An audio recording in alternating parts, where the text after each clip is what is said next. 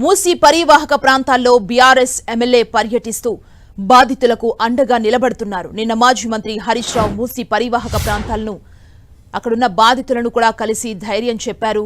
ఇవాళ BRS working president KTR కూడా మూసీ పరివాహక ప్రాంతాల్లో పర్యటించనున్నారు. కేటీఆర్ జ్వరం నుంచి కోలుకున్నారు. 72 గంటల తర్వాత జ్వరం తగ్గినట్లు కేటీఆర్ ట్వీట్ చేశారు. రాజేంద్రనగర్, అంబర్పేట నియోజకవర్గాల పరిధిలో ఉన్న మూసీ నది పరివాహక ప్రాంతాల్లో ఇవాళ రేపు పర్యటించనున్నారు కేటీఆర్. బుల్డోజర్ బెదిరింపుల్ని సాధ్యమైనంత వరకు అరికట్టాలన్నారు కేటీఆర్. దానికోసం తాము చేయగలిగినంత వరకు చేస్తామన్నారు. సీఎం రేవంత్ రెడ్డిపై మాజీ మంత్రి కేటీఆర్ ఫైర్ అయ్యారు. తన నోరు మూసేందుకేనా బావమరిదితో లీగల్ నోటీసులు పంపించారని మండిపడ్డారు. నోటీసులు పంపితే తమ ఇల్లీగల్ దందాల గురించి మాట్లాడుకున్నారా అని కేటీఆర్ ప్రశ్నించారు. బావమర్దికి అమృతం పంచి పేదలకు విషమిస్తుంటే చూస్తూ ఊరుకోబోమన్నారు.